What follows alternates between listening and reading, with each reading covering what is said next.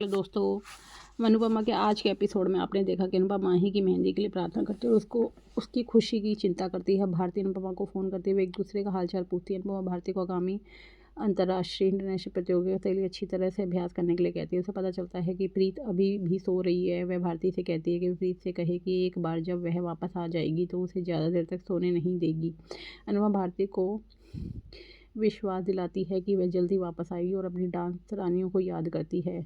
माही अपने लिए लहंगा चुनती है। गौतम उसे बताता है कि हर रंग उस पर जचता है। राही गौतम और माही को साथ देखती है।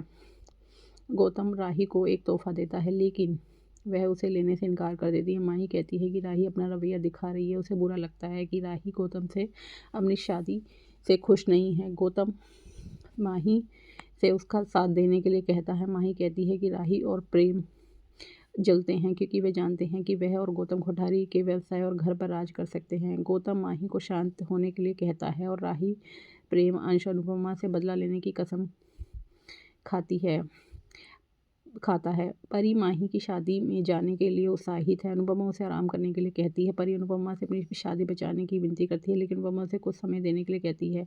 अंश गौतम पराग और अनिल व्यापार पर चर्चा करते हैं। गौतम धोखाधड़ी के बारे में बात करता है और देखता है कि प्रेम बेचैन लग रहा है जिससे वह उसे शक होता है।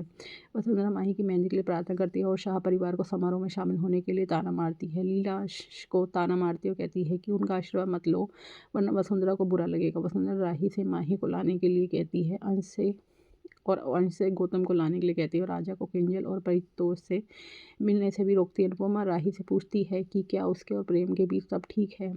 राही कहती है कि उसे प्रेम से बात करने का समय नहीं मिला क्योंकि वह बिजी है। माही राही और अनुपमा से अपनी शादी का समर्थन करने के लिए कहती है कि गौतम बदल गया है। गौतम माही की तारीफ करता है। अनुपमा से कहता है कि वह उस दिन का इंतजार करेगा जब वह उसे स्वीकार कर लेगी। वह अनुपमा से माही के साथ हाथ पर अपना नाम लिखने की मांग करता है। राही और अनुपमा माही से कहती है कि अगर उन्हें कभी गौतम के आसपास असुरक्षित महसूस हो तो उन्हें बताए।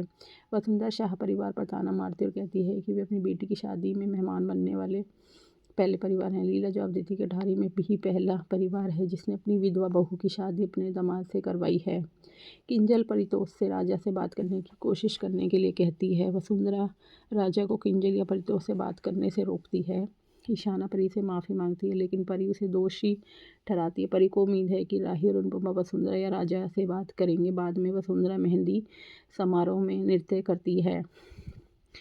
गौतम फिर से अनुपमा से माही के हाथ पर अपना नाम लिखने की मांग करता है और उसे अपने हाथ पर माही का नाम लिखने के लिए कहता है। माही का दावा है कि अनुपमा उसके लिए खुश नहीं है। अनुपमा माही को दिलासा देती है कि फिर नाचती। प्रार्थना को चोट लगती है और गौतम उसकी मदद करता है। वह इस मौके का इस्तेमाल अंश को भड़काने के लिए करता है यह कहते हुए कि अंश माने या ना माने बच्चा उसका और प्रार्थना का है। अंश गौतम पर भड़क उठता है। अनुपमा का मानना है कि वह अंश सही है गौतम कभी नहीं बदल सकता। पराग गौतम का समर्थन करता है। अनुपमा कोठारियों से उस पर आंख मूंद कर भरोसा करने के लिए सवाल करती है। सुंदर अनुपमा का ताना मारती है और पूछती है कि वह हर मामले में दखल क्यों देती है।